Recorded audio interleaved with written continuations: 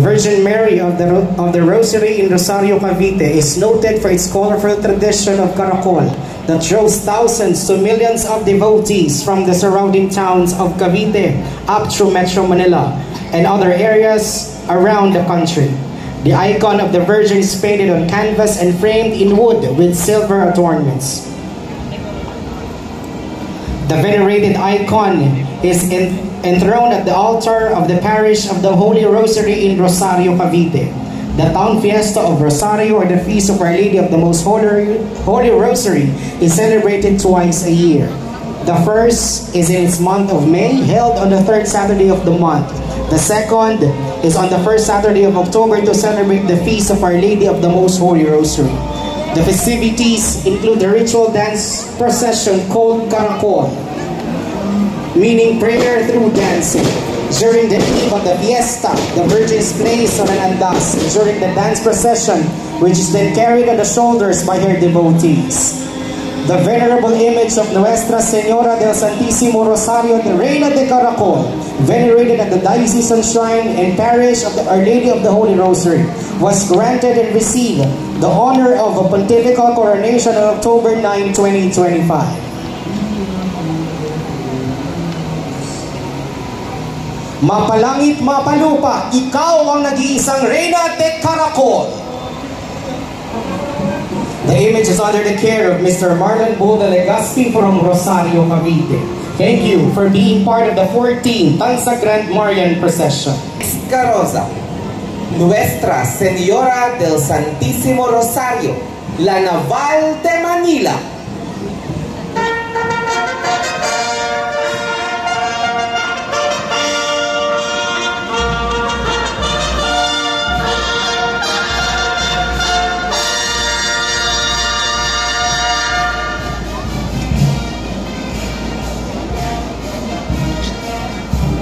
The image of Nuestra Señora del Santísimo Rosario La Naval de Manila, colloquially known as Our Lady of La Naval de Manila, is one of the most miraculous and the most important in the country. As with the Battle of Lepanto of 1571, Filipinos credit her intercession for successfully repulsing Dutch invasion during the battles of La Naval de Manila in 1646. The image of Our Lady of La Naval, whose feast is celebrated every second Sunday of October, is a 16th century ivory and wood statue enshrined at the Santo Domingo Church. Pope Pius X authorized granting the statue a canonical crown in 1906, which was bestowed by the Apostolic Delegate to the Philippines, the Most Reverend Ambrose Aguilar. The canonical coronation of the Santo Rosario is the first in Philippine church history and in Asia. The image is under the care of Madame Cynthia Hansui of Lanza, Cavite.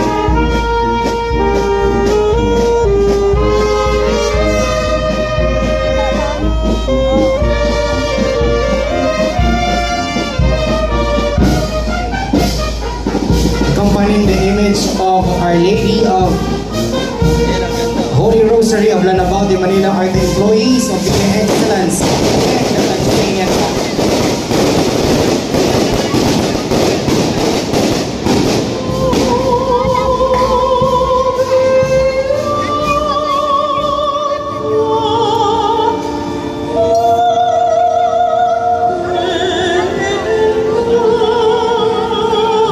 Of Nuestra Señora del Santísimo Rosario, La Naval de Manila, is under the care of Madame Cynthia Hansoy. Maraming salamat po sa inyong pakikisa sa selebrasyon ng 14th Tansa Grand Marian Procession.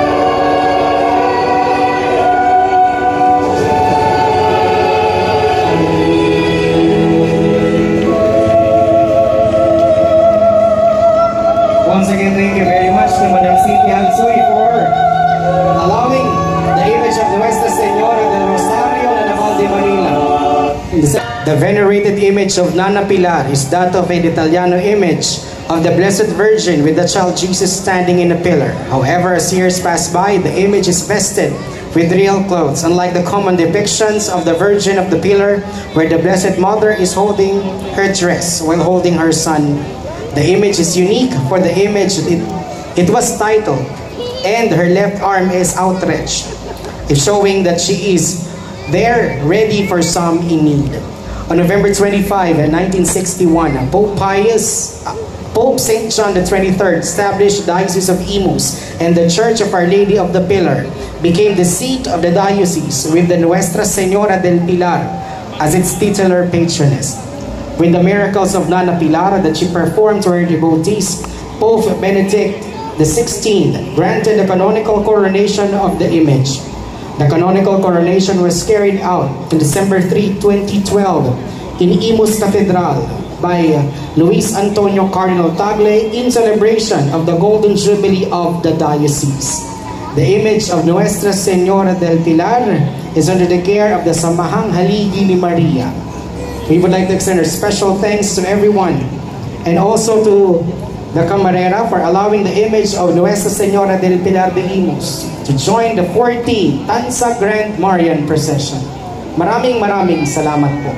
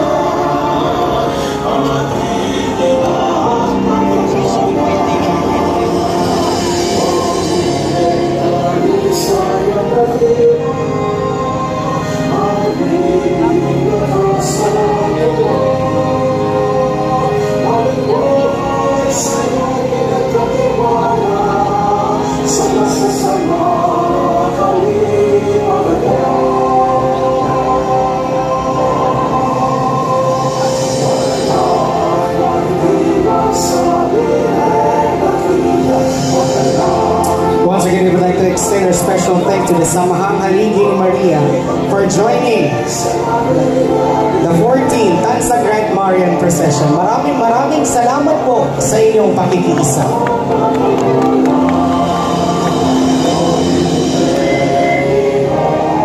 A legend narrates that during the Spanish colonial era, at the peak of Cavite's economic prosperity, because of the Manila-Acapulco galleon trade, a small detachment of the Spanish Guardia Civil was stationed at a garita located at Porta Vaga of Cavite Puerto, and at the end of the isthmus separating it from its barrio San Roque.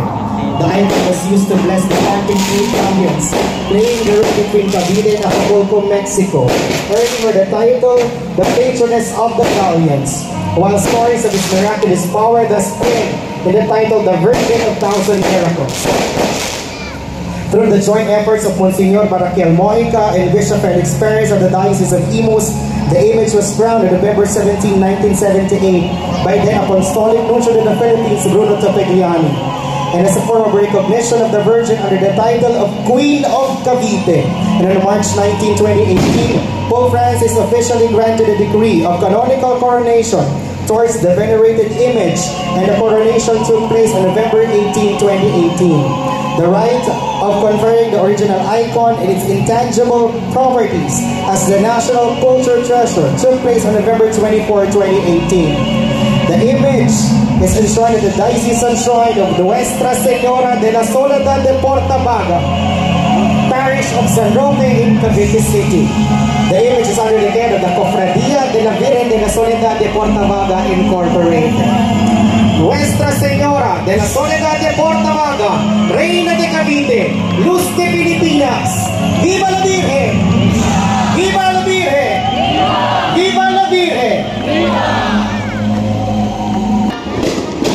The Solemnity of Mary, the Holy Mother of God, is a feast day of the Blessed Virgin Mary under the aspect of her motherhood of Jesus Christ. The festival celebration of Mary being the Mother of Jesus.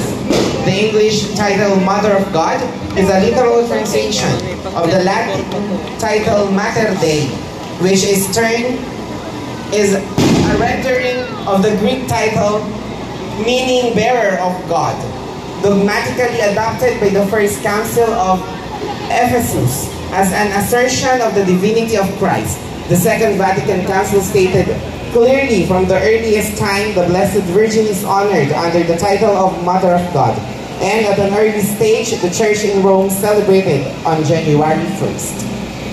This image is under the care of Mr. John Albert Yolanco of Hulugan, Tanza, Cavite. Thank you very much for joining the 14th Tanza Grand Marian Procession. Maraming salamat po. The original image is a wooden detallado image of the Blessed Virgin Mary with ivory hands and face of oriental features. The devotion to Nuestra Señora de la Asunción de Maragondon dates back to 1585 with the arrival of the Franciscan missionaries in Cavite and began their teaching work in Silang, Indang, and Maragondon. And in Maragondon, its visita was established as part of Silang in 1595 until this mission was turned over to the Jesuits in 1599. Since the enthronement of the image of Nuestra Señora de la Asunción de Maragondon, numerous miracles were attributed to her miraculous intercession and from granting favors to her devotees, healing the sick and helping childless couples to have children. Due to numerous miracles attributed to her intercession, the altar image of the Virgen Nakatayo of the Nuestra Señora de la Asunción de Maragondon was episcopally crowned on December 14, 1997. Here in the Diocesan Shrine of San Agustin, the image of Nuestra Señora de la Asunción de Maragondon is under the care of Mr. John Michael A. Blesa and family from Tanza, Cavite. Thank you very much for joining the 14th Tanza Grand Marian Procession.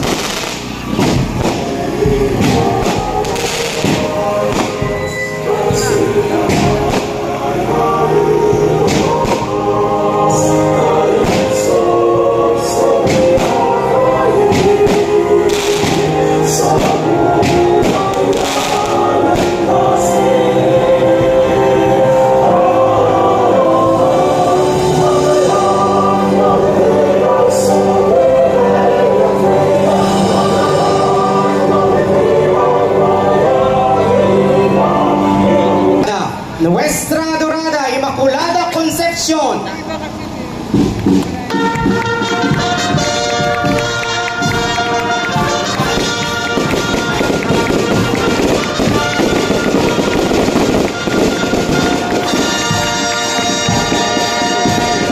The Immaculate Conception, according to the teaching of the Catholic Church, was the conception of the Blessed Virgin Mary in the womb of her mother Saint Anne, free from original sin by virtue of the foreseen merits of her Son Jesus Christ. The Catholic Church teaches that Mary was conceived by normal biological means, but God acted upon her soul, keeping her immaculate at the time of her conception. The Immaculate Conception is commonly mistaken to be the conception of the child Jesus in her womb and the virgin birth of Jesus. These are covered by the doctrine of incarnation, while the Immaculate Conception deals with the conception of Mary herself, not that of her Son. The image of Nuestra Adorada Inmaculada Concepcion, La Festijada, is under the care of Miss Maria Lea Evangeline Reyes Celizal from Tanza, Cavite. Viva la Virgen! Viva la Virgen! Viva la Virgen!